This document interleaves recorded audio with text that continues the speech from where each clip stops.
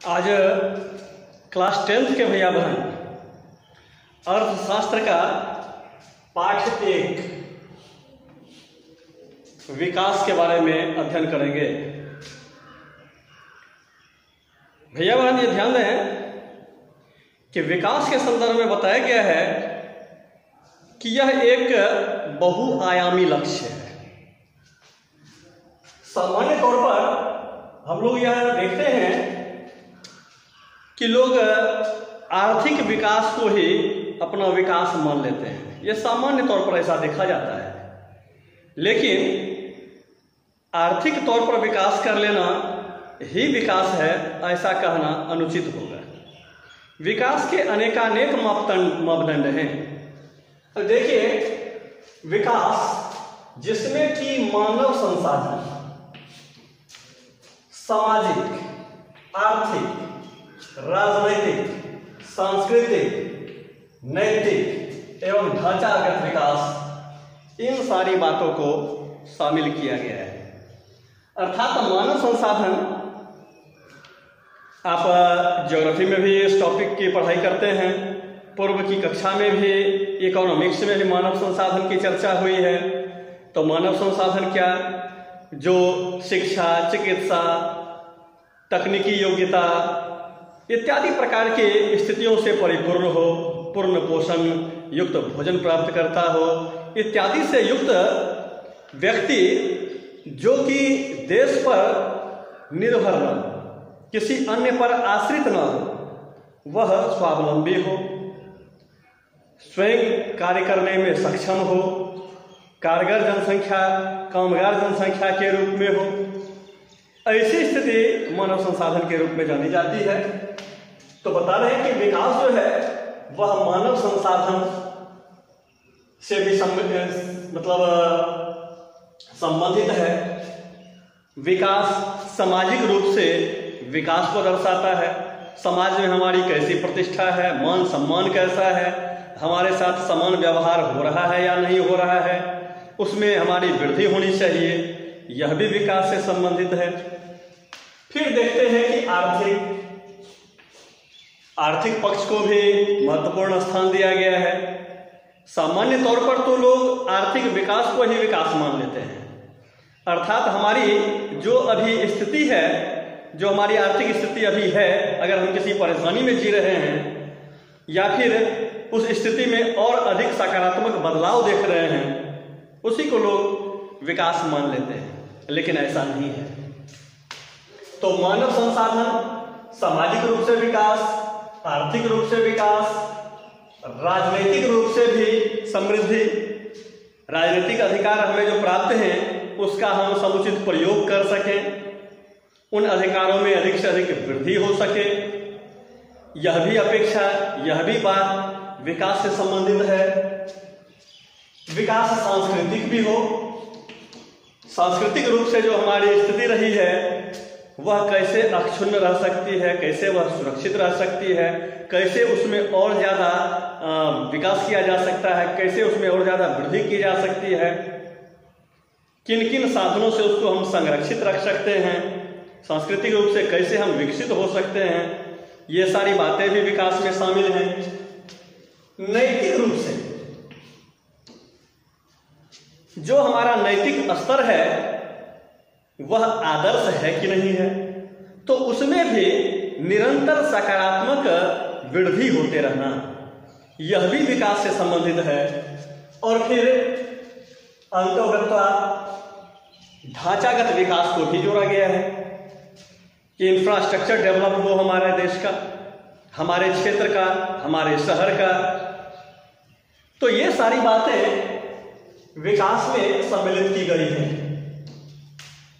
अर्थात ये कहा जा सकता है कि विकास किसी एक आयाम का नाम नहीं है, विकास बहुआयामी है और यह कहीं जाकर के रुकने वाली गतिविधि नहीं है, यह अनवरत चलने वाली प्रक्रिया है। आगे भी हम लोग इसकी चर्चा करने जा रहे हैं। देखिए, आगे के टॉपिक में इसको हमने दिखाया है, चर्चा की है कि विकास एक निरंतर चलने वाली बहुआयामी प्रक्रिया है जो सकारात्मक बदलाव की ओर इशारा करती है। तो विकास कैसी प्रक्रिया है? निरंतर चलने वाली, वह रुकने वाली नहीं है। जहां रुक गया जो स्थिति, जहां पर अगर वहीं यथावत हो गई तब तो वह ह्रास की ओर ले जाने का काम करेगा। तो विकास जो है अनवरत चलने वाली प्रक्रिया है, अंतहीन सिलसिला है और यह बहुआयामी प्रक्रिया है। अनेकानेक इसके आयाम हैं। अभी तुरंत ऊपर में हम लोगों ने चर्चा की है कि मानव संसाधन की दृष्टि से, सामाजिक दृष्टि से, आर्थिक दृष्टि से, राजनीतिक दृष्टि से, सांस्कृतिक दृष्टि से, नैतिक एवं ढांचागत दृष्टि से, हर दृष्टि से उत्तरोत्तर वृद्धि ही विकास है। तो कुल मिलाकर के विकास एक निरंतर चलने वाली बहुआयामी प्रक्रिया है जो सकारात्मक बदलाव की ओर इशारा करती है। यहां ध्यान देना है इस शब्द पर कि मैंने कहा है कि सकारात्मक बदलाव की ओर यह इशारा करती है। बदलाव तो विभिन्न रूपों में हो सकता है। हो सकता है कि बदलाव हमारा नकारात्मक हो। आज हम 2 वक्त का भोजन प्राप्त करते हैं, कल हो सकता है स्थिति में और गिरावट आ जाए, वह 1 वक्त के भोजन की स्थिति आ जाए। हो सकता है कि 2 दिन के बाद भूखे रहने की नौबत आ जाए। तो इस प्रकार का बदलाव विकास नहीं कहलाएगा, यह तो ह्रास है। तो विकास जो है वह सकारात्मक बदलाव की ओर इशारा करता है। कुल मिलाकर के अगर विकास की परिभाषा हम लोग जानना चाहें तो बताया गया है कि विकास एक ऐसा बदलाव है जो मानव, समाज, देश व प्रकृति को बेहतरी की ओर ले जाता है। तो यह विकास केवल मानव से ही संबंधित नहीं है। देख रहे हैं कि यह समाज से भी जुड़ा हुआ है। समाज का भी की भी बेहतरी हो, देश की भी बेहतरी हो और साथ ही साथ प्रकृति की भी सुरक्षा हो, प्रकृति का भी विकास हो। इन सारी बातों को सामूहिक रूप में लेकर चलने की प्रक्रिया ही विकास है। तो अब इस बिंदु को समझने के बाद आगे हम लोग चर्चा करने जा रहे हैं कि विकास क्या वादा करता है, इसका क्या वादा है, विकास क्या करना चाहता है, क्या कहना चाहता है, किस प्रकार के बदलाव की बात करता है। तो बताया गया है कि विकास विभिन्न व्यक्ति, विभिन्न लक्ष्य। व्यक्ति अलग अलग होंगे तो उनके विकास का लक्ष्य भी अलग अलग होगा। यह कोई जरूरी नहीं है कि हमारा विकास अन्य का भी विकास कहलाए। उदाहरण के तौर पर एक मजदूर जिसे कि आज मजदूरी मिलती है, आज काम मिलता है और कल परसों वह बेरोजगार बैठा रह जाता है, तो उसके लिए विकास क्या हो सकता है? विकास उसके लिए हो सकता है कि रोजगार उसे प्रत्येक दिन प्राप्त हो। रोजगार तो उसे प्रत्येक दिन प्राप्त हो रहा है, लेकिन उसे जो पारिश्रमिक प्राप्त हो रहा है वह पर्याप्त नहीं है। वह उसे मान सम्मान पूर्वक जीवन जीने के लिए साधन उपलब्ध कराने में असक्षम है। तो ऐसे मजदूर के लिए विकास क्या हो सकता है? ऐसे मजदूर के लिए विकास हो सकता है कि निरंतर काम के साथ साथ उचित पारिश्रमिक भी मिले। ये मजदूर की बात हुई। अगर उद्योगपति की बात करें तो उद्योगपति के लिए विकास क्या हो सकता है?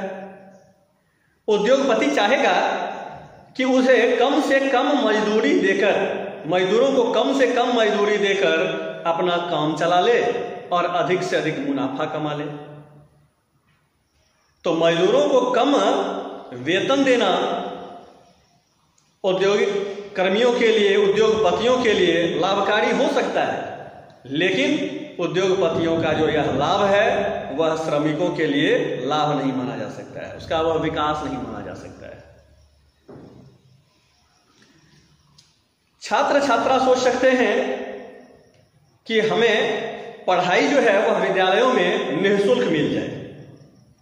उदाहरण के तौर पर लॉकडाउन का समय है, हमारी पढ़ाई अनवरत चलती रहे और हमें शुल्क भी ना लगे, तो यह छात्र छात्राओं के लिए विकास हो सकता है, क्योंकि पैसे भी उन्हें खर्च नहीं करने पड़े और उनकी गतिविधियां भी चलती रही, उनका विकास भी होता रहा, शैक्षणिक कोई भी गतिविधि उनकी प्रभावित भी नहीं हुई।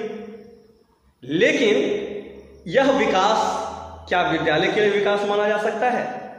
बिल्कुल नहीं, क्योंकि विद्यालय जिस शुल्क के आधार पर अपना विकास करता है, अपनी सारी गतिविधियों को संचालित करता है, यहाँ पर देखते हैं कि छात्र छात्राओं के द्वारा शुल्क जमा नहीं करने की स्थिति में विद्यालय का विकास अवरुद्ध हो जाता है। तो एक ओर देख रहे हैं कि एक का विकास दूसरे के लिए विकास नहीं भी हो सकता है। आगे का एक और उदाहरण, घर में हम अपने परिवार में बहुत सारे सदस्यों के साथ रहते हैं। किसी परिवार में भाई बहन दोनों रह रहे हैं। अब बहन ये चाहती है कि हमें अपने भाई के समान अधिकार प्राप्त हो, मैं भी जब चाहूं घर से बाहर निकल सकूं, मैं भी चाहूं तो अपनी दोस्तों के साथ सिनेमा हॉल, पार्क, कहीं और अन्य शहरों में भ्रमण के लिए, पर्यटन के लिए जा सकूं,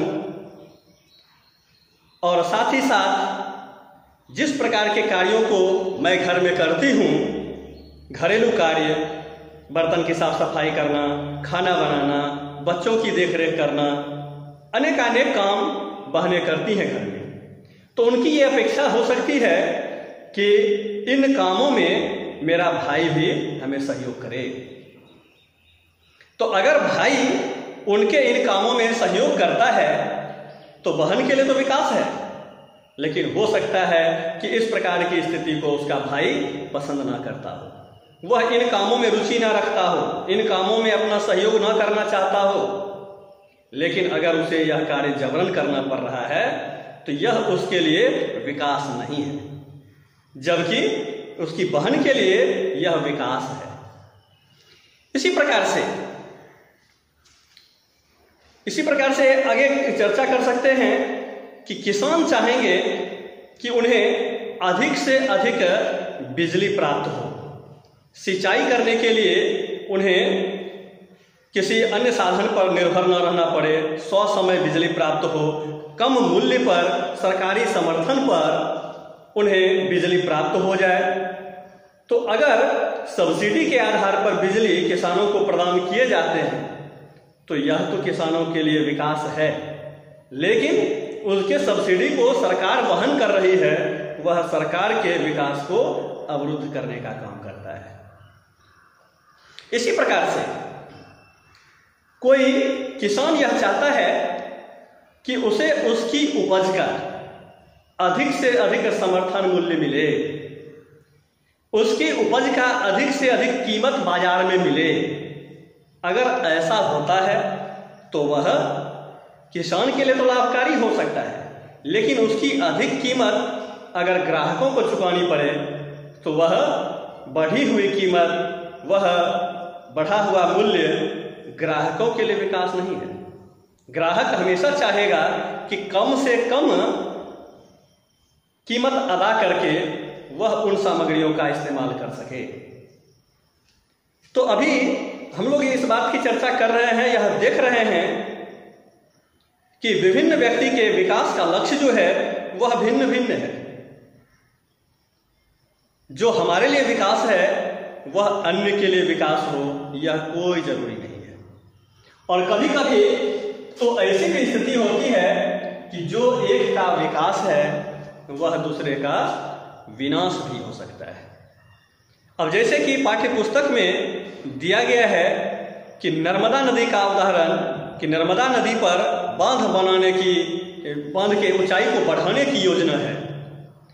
तो इस योजना से जहां एक और किसानों को अधिक से अधिक बिजली मिलने की संभावना है, तो वहीं दूसरी ओर उस बांध पर व उस बांध के आसपास जो लोग अपना आवास बनाए हुए हैं, जो उस बांध के कारण अपनी जीविका को संचालित कर रहे हैं, उसकी ऊंचाई बढ़ने के कारण अन्य क्षेत्र में बाढ़ की समस्या जैसे हो सकती है। एक क्षेत्र अगर सुरक्षित होता है तो दूसरा क्षेत्र दुष्प्रभावित भी हो सकता है। अतः हम लोग यह कह सकते हैं कि विभिन्न व्यक्ति के विकास के लक्ष्य भी भिन्न भिन्न होते हैं और यह विकास का लक्ष्य एक का विकास दूसरे के लिए विकास नहीं भी हो सकता है, यहाँ तक कि एक का विकास दूसरे के लिए विनाश भी हो सकता है। एक और उदाहरण की चर्चा मैं कर दूं। यह उदाहरण है कि अगर मान लिया जाए कि कोई फैक्ट्री के मालिक जो हैं वह अपने औद्योगिक कचरे को हटाने के लिए किसी कंपनी को ठेका देती है कि हमारे इस फैक्ट्री के कचरे को कहीं आप दूर ले जाइए, हटा दीजिए और उसके बदले मैं आपको इतनी धनराशि देता हूं। तो कंपनी उस फैक्ट्री के कचरे को, औद्योगिक कचरे को, वह ठेके वाली कंपनी, ठेकेदार कहीं बहुत दूर न ले जा करके किसी आसपास के क्षेत्र में ही फेंक आता है। तो आसपास में फेंकने के कारण उसे दूर जाने का जो खर्च लगना था वह बचता है, उसे अधिक से अधिक मुनाफा होता है। लेकिन जिस क्षेत्र में उस कचरे को फेंका गया उसके कारण उस क्षेत्र में गंदगी फैली, वातावरण प्रदूषित हुआ, लोगों के स्वास्थ्य खराब हुए। तो हम देख रहे हैं कि फैक्ट्री के मालिक का तो काम हो गया, उनका विकास देखा जा रहा है। जिस ठेकेदार ने इस प्रकार के कार्य का ठेका लिया उसका भी लाभ हो रहा है। लेकिन जिस क्षेत्र में फेंका गया, जिस समाज में जैसे उसे डाल दिया गया, जिस प्रदूषण के कारण उस क्षेत्र के लोग प्रभावित हुए, उनका यह विनाश के रूप में देखने को मिला। तो स्पष्ट है भैया बहन कि एक का विकास दूसरे का विकास नहीं भी हो सकता है और साथ ही साथ एक का विकास दूसरे का विरोधी भी हो सकता है, एक का विकास दूसरे के लिए विनाश भी हो सकता है। अब इससे आगे की चर्चा करेंगे।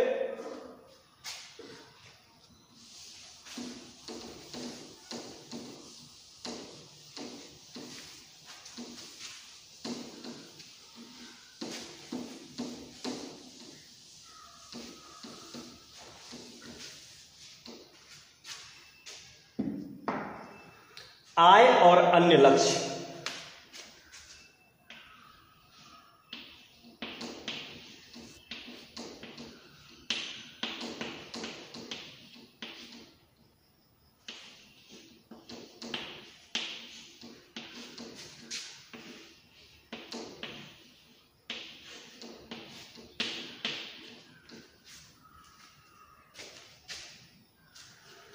यह चर्चा हम लोग कर चुके हैं कि विकास के लिए आय का एक महत्वपूर्ण स्थान है।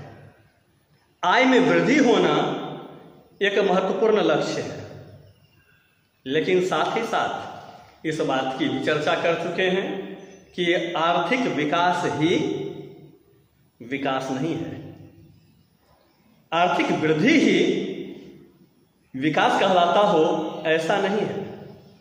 तो विकास के लिए आय के अतिरिक्त अन्य भी कुछ लक्ष्य हैं, इसकी चर्चा हम लोग क्रमशः करने जा रहे हैं।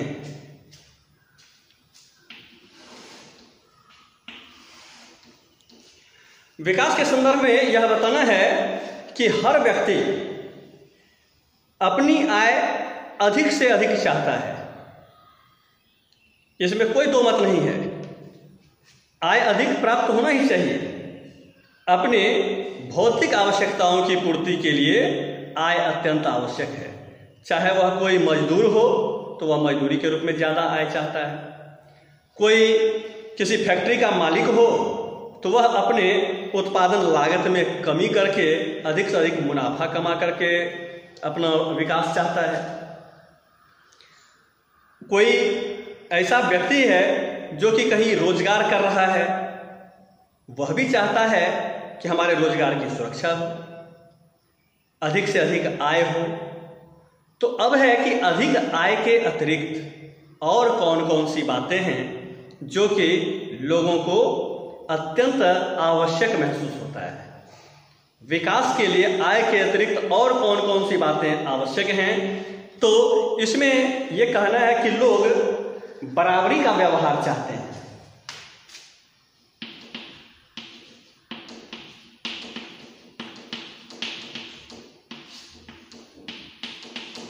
बराबरी का व्यवहार,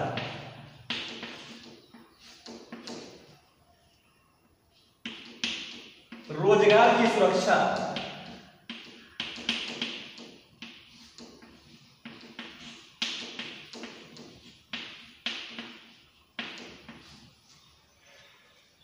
एवं नियमितता।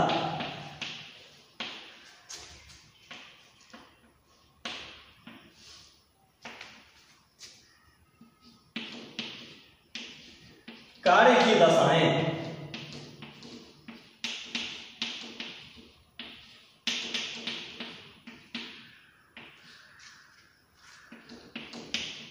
विकास के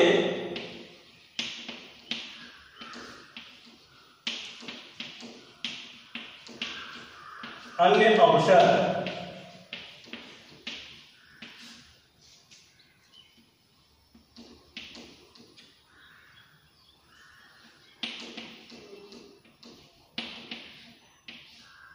परिवार के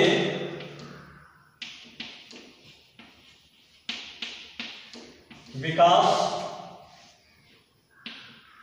व सुरक्षा।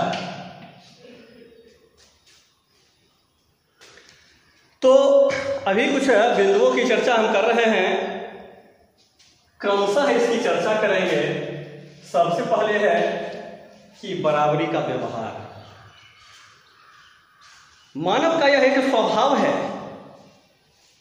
कि वह अपने समाज से, अपने समुदाय से, अपने समूह से या अन्य जहां कहीं भी वह रहता है, वह अपने लिए बराबरी का व्यवहार चाहता है।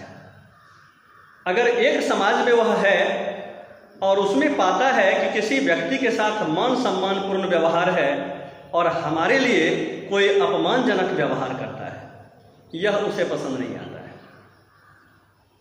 किसी कार्यस्थल पर ही है, अगर उसे ऐसा महसूस होता है कि उनके जो मालिक हैं, उनके जो नियोक्ता हैं, वह एक कर्मचारी के साथ तो अच्छा व्यवहार कर रहे हैं, लेकिन दूसरी ओर उनका कार्य संतोषप्रद होने के बावजूद भी उनके साथ भेदभाव होता है, उनके साथ असम्मानजनक व्यवहार होता है, तो यह स्थिति उसे पसंद नहीं आता है।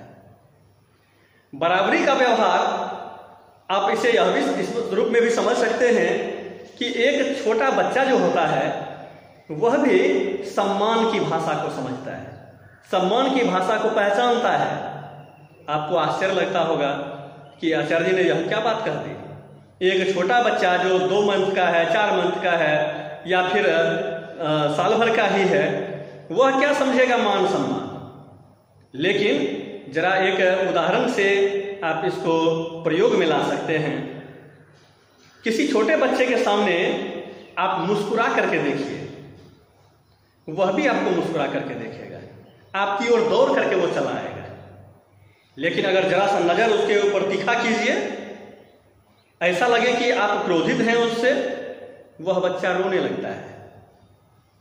अब जरा ये सोचने की बात है कि उस बच्चे के अंदर ऐसा कौन सा भाव आया कि प्यार से किसी ने देखा तो वह मुस्कुरा रहा है, दौड़ करके गले लग जा रहा है और जरा नजर तीखा कर रहे हैं, जबकि उसे मारा नहीं गया है, पीटा नहीं गया है, डांटा भी नहीं गया है, केवल नजर तीखा किया गया है। तो नजर की भाषा को भी उस बच्चे ने पहचान लिया कि सामने वाले का भाव हमारे प्रति जो है वह अच्छा नहीं है, प्यार पूर्वक वह हमसे व्यवहार नहीं करना चाहता है। तो यह कितनी बड़ी बात है कि बराबरी का व्यवहार, सम्मान का व्यवहार हर कोई चाहता है। दूसरी बात, रोजगार की सुरक्षा एवं नियमितता। रोजगार हमारा कैसा हो, यह भी विकास से जुड़ा हुआ है। रोजगार हमारा कैसा हो, अगर आमदनी हमारी बहुत अच्छी है, एक उदाहरण के तौर पर